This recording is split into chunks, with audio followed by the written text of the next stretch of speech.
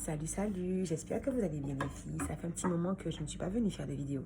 Tout simplement parce que j'avais pas encore eu la confirmation du Saint-Esprit par rapport au thème.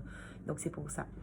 Et donc je suis venue avec un petit thème intéressant. J'en avais déjà parlé, mais le Seigneur m'a mis à cœur de pouvoir en reparler. Mais avant de commencer, je voulais vous donner un petit témoignage rapide par rapport au fait, vous savez que cette année, nous avons décidé d'être des femmes déterminées, des femmes qui entrent dans leur PAC, des femmes influentes, des femmes vraiment qui reconnaissent leurs faiblesses et qui font en sorte de s'améliorer pour pouvoir aussi connaître leurs forces.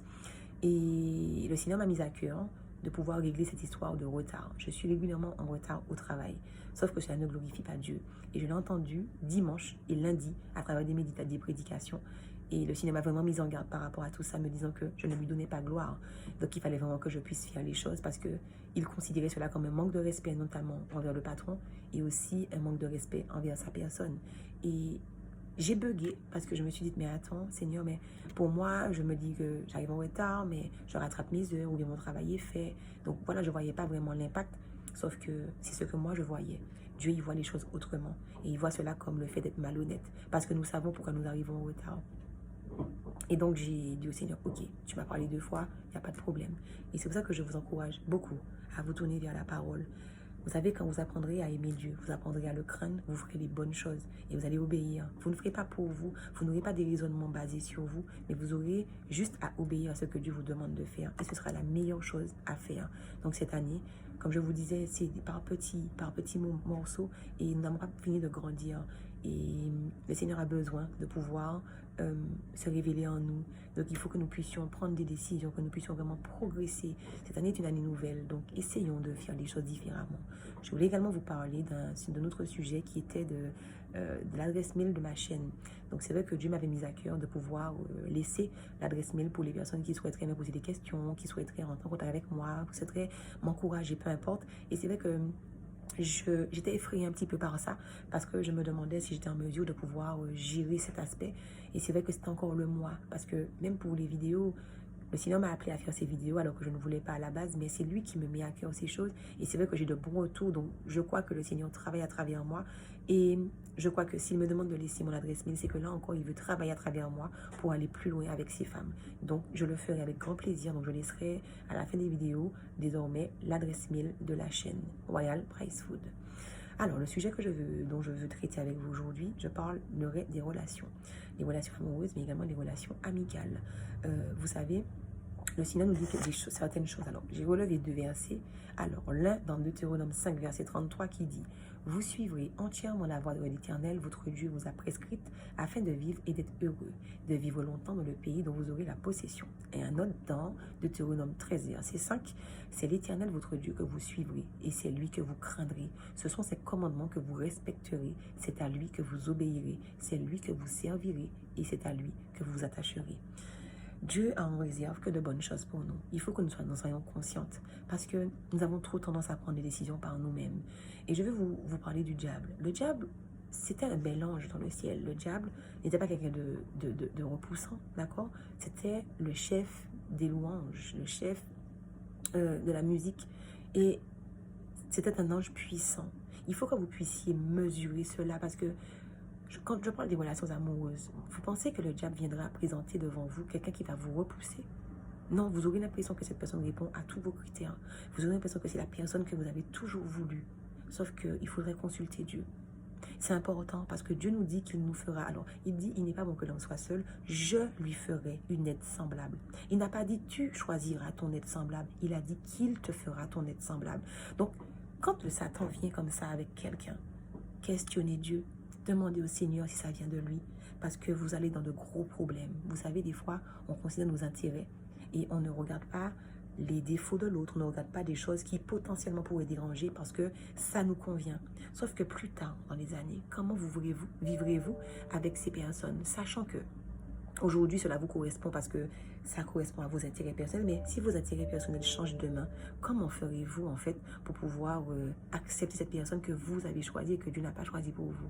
Voilà pourquoi nous avons des divorces, voilà pourquoi nous avons des relations catastrophiques, tout simplement parce qu'on a décidé de faire par nous-mêmes. Vous savez, je vais parler de deux catégories de personnes. La catégorie des célibataires qui vivent en couple. Je ne vais pas vous dire quoi faire. Je vais juste vous demander de vous questionner. Que dit la parole à ce sujet? Que dit la parole au sujet de la fornication? Que dit la parole au sujet de l'impudicité? Pourquoi je vous dis ça? Le péché a des conséquences. Le Seigneur ne vit pas dans le péché. Le Seigneur use de patience envers nous, mais il ne cautionne pas le péché. Et à un certain moment, sa patience s'arrête, comme je vous l'ai dit dans la vidéo précédente, et vient les conséquences, le jugement. À force de persister, à force de s'entêter, le Seigneur, à un moment donné, il arrête de parler et il frappe. Et vous n'avez pas envie de cela. Je suis très malheureuse quand j'entends les gens divorcer, des fois au bout de 1-2 ans, alors que ce sont des relations qui ont duré des fois 10 ans. On se dit, ouais, mais pourquoi comme ils se sont mariés? Non, le diable est contre le mariage. Le diable savait que c'était lui qui vous avait lié. Il vous a fait arriver à des choses et après il a détruit votre vie. Il est venu pour ça. Le diable a compris que les émotions sont très importantes pour nous et il touche en majorité les personnes à travers des relations sentimentales. Parce qu'il a compris que ça déstabilise. Tu perds confiance en toi. Tu n'as plus envie de vivre, tu n'as plus envie de manger, tu n'as plus envie de dormir, tu n'as envie de rien. Donc si tu n'as envie de rien, ce n'est pas de Dieu que tu auras envie. Sauf les cas extrêmes qui vraiment sont au bout et puis ils recherchent Dieu ou encore ils se suicident. Vous voyez, il agit vraiment, il tape vraiment dans ça. Et aujourd'hui, je suis venue vous avertir. Si vous êtes dans une relation comme celle-là, peut-être que vous êtes convaincu et que Dieu vous a dit que c'est cette personne. Mais quand je dis que Dieu vous a dit, c'est-à-dire que vous êtes en mesure aujourd'hui, si Dieu vous demande de vous en séparer, parce que vous savez qu'il vous a dit que c'est cette personne et que vous savez que s'il vous l'a dit, même s'il vous demande de vous en séparer, qu'il remettra cette personne dans votre vie. Et que s'il vous demande de vous en séparer, c'est parce que justement, il veut vous construire tous les deux pour vous permettre de pouvoir vous rassembler. Parce que quand il dit qu'il met un être semblable à vos côtés, le Seigneur est parfait. Il ne mettra pas deux personnes cassées ensemble. Il mettra deux personnes construites. Et quand il vous demande de vous séparer, c'est parce que justement, il a besoin de pouvoir faire l'œuvre qu'il a en vue pour vous, en vous. D'accord? Il a besoin de pouvoir vous faire briller, de pouvoir vous élever, de pouvoir être la meilleure version de vous-même. Et vous avez envie d'être la meilleure version de vous-même et que votre futur mari soit la meilleure version de vous-même, de lui-même, pardon. Donc, laissez Dieu faire les choses. Si vous vivez comme ça et que Dieu vous a dit que c'est ça, laissez Dieu faire parce qu'il vous demandera forcément de vous séparer avant de pouvoir vous réunir parce qu'il veut faire son œuvre en vous. Pour ceux qui n'ont pas reçu ça, arrêtez, gagnez du temps. Vous allez dans de grands problèmes. Mais c'est vrai, en fait, on ne voit pas ça comme ça, mais combien de personnes sont blessées, vexées, cassées et ne s'en remettent pas et que c'est Dieu qui est obligé de mener une action pour pouvoir les récupérer. Quand c'est possible, puisque je vous dis des fois, il y en a ceux qui se suicident, arrêtez de voler la destinée des gens. Arrêtez de faire les choses par vous-même parce que je ne veux pas rester seule, parce que on dit que je suis belle et comment se fait-il que je suis seule, parce qu'on dit que j'ai déjà plus de 30 ans, comment se fait-il que je suis seule, ou toutes sortes de choses qu'on pourrait dire. Laissez les gens parler. Le Seigneur a un plan parfait pour vous et il sait quoi faire pour vous. Vous n'êtes pas trop vieille, vous n'êtes pas trop jeune, vous n'êtes pas trop quoi que ce soit. Le temps de Dieu est le temps de Dieu. Il n'est pas votre temps. Certes, vous avez peut-être pris du retard sur votre destinée parce que vous n'avez pas obéi à Dieu. Ok. Sauf que le Seigneur va mettre les choses dans vos vies, mais il faut que vous soyez d'accord pour que le Seigneur puisse le faire. Il n'oblige personne à le faire. Ça, c'était pour la première partie. La deuxième partie, je parlerai des personnes célibataires. Mais les purs sang, les célibataires qui ne reçoivent pas d'appel, qui ne reçoivent pas d'invitation, qui vraiment ont compris que le Seigneur nous demande de chercher premièrement son royaume et sa justice et que toute chose nous sera donnée par-dessus tout. Ces personnes-là, considérez votre célibat comme une chance. C'est vrai, je ne dis pas que vous devez vous résigner à l'être. Non, non. Mais considérez cette partie. Considérez ce temps à part. Dieu fait de vous quelqu'un que vous ne connaissez pas. Dieu vous révèle des aspects de vous que vous ne connaissez pas. Et priez pour cette personne, cette future personne qui mettra dans votre vie, que vous ayez eu la révélation ou pas, afin que cette personne aussi soit entière et que quand vous vous réunirez, que vous puissiez vraiment impacter, que vous puissiez être vraiment ce que Dieu a dit que vous êtes. Parce que vous savez, quand le Seigneur a dit qu'avant de vous connaître, avant de vous utiliser dans le sein de votre mère, il vous connaissait. Il les avait déjà liés avec quelqu'un. Avant même que vous soyez en âge de voir que vous plaisez, il avait déjà lié quelqu'un à votre vie. Et ce que le Seigneur lie, personne ne peut le délier. Il y a des personnes qui se rencontrent au bout de 60 ans.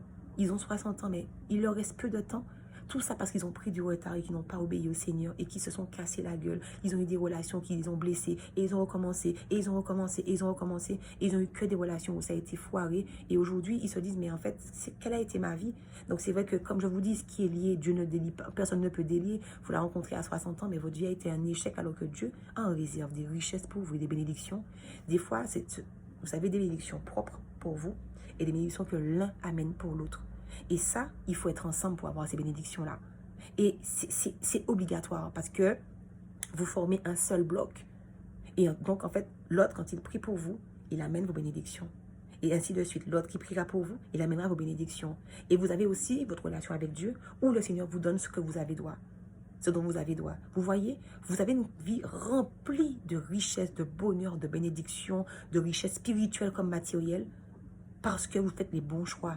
Que ce soit professionnel, amical, sentimental, spirituel. Il y a des gens qui choisissent de servir le diable.